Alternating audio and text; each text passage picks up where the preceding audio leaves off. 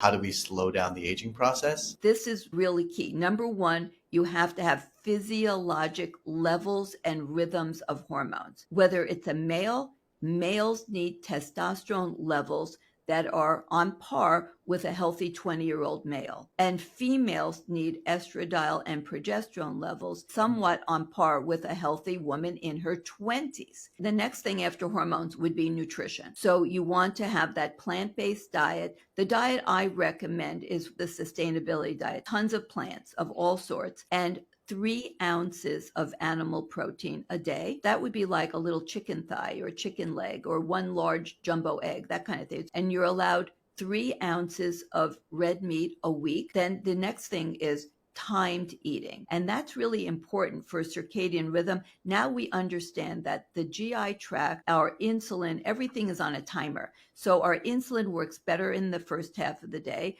Our GI tract works better in the first half of the day. Hmm. If you eat the same foods in the first half of the day, you could lose weight. And if you put those exact same foods in late at night, even though it's the same calories, the same food, you will gain weight because our metabolic systems are different at different times of the day. Yep. So it's better for longevity to eat most of your food in the first half of the day and less at night, and earlier is better. Sleep is when your brain gets that giant rush of blood and you have this big spike of melatonin. And melatonin is one of the most potent antioxidants of the body. It has many functions. Nothing is just for one thing. It's not just about sleep.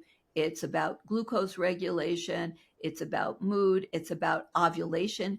There are receptors on the ovaries to melatonin. If a woman doesn't get enough sleep, she jumps across time zones. She's going to have infertility. She's going to have problems with her cycles and a lot of other metabolic issues. Melatonin is really a critical hormone, and you need to have that spike at night around 2 a.m. And that's when you get this giant rush of blood into the brain. So the minimum is 6.5 hours a night.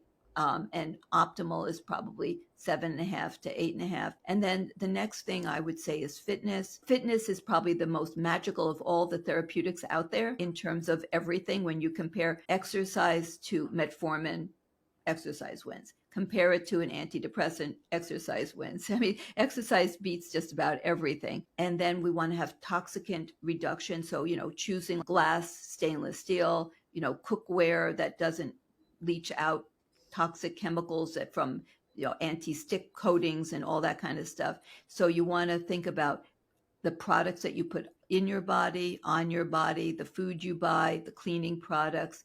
You want to have an air purifier, a water purifier. Do the best you can to lower toxicant exposures. Then it's stress management. Everyone should have a mind-body practice. You can do various forms of meditation. People do acupuncture, essential oils. So there's a whole variety of mind-body practices, and you can blend them.